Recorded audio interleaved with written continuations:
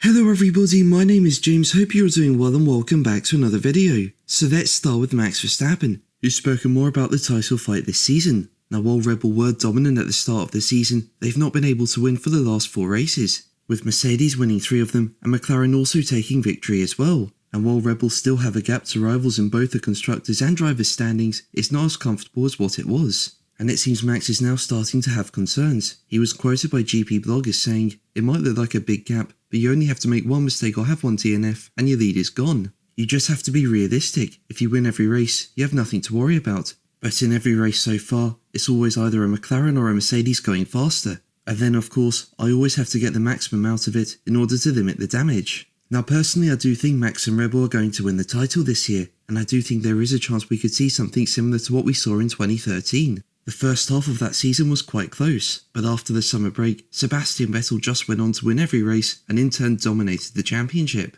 I don't think that will happen again this year, but I think Max is going to start the second half of the year strong, especially given the first race after the break is Zandvoort, his home race, which he's won each year since 2021. So let's see. But in other news in the Formula 1 world, the FIA has made amendments to its rules following 2 incidents at the Chinese Grand Prix. Now one of them saw Carlos Sainz spin in qualifying, and with him having remained stopped for a while on the track, a red flag was shown. While he got going again under his own power, Aston Martin felt he breached Article 39.6. which says that any driver whose car stops on the track during the qualifying session or the sprint qualifying will not be permitted to take any further part in that session.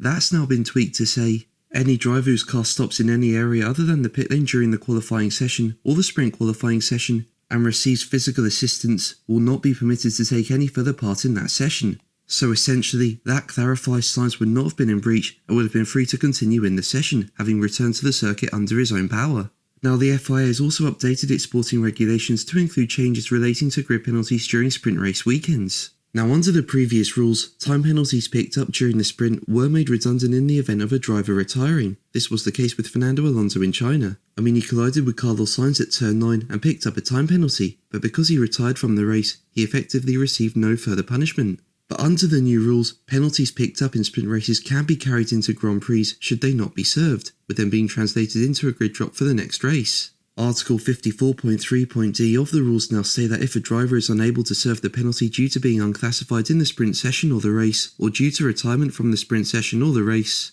the stewards may impose a grid place penalty on the driver at their next race. But that's going to be the video from me today. Thank you ever so much for watching. Make sure to like and subscribe for more videos, and until the next one, take care.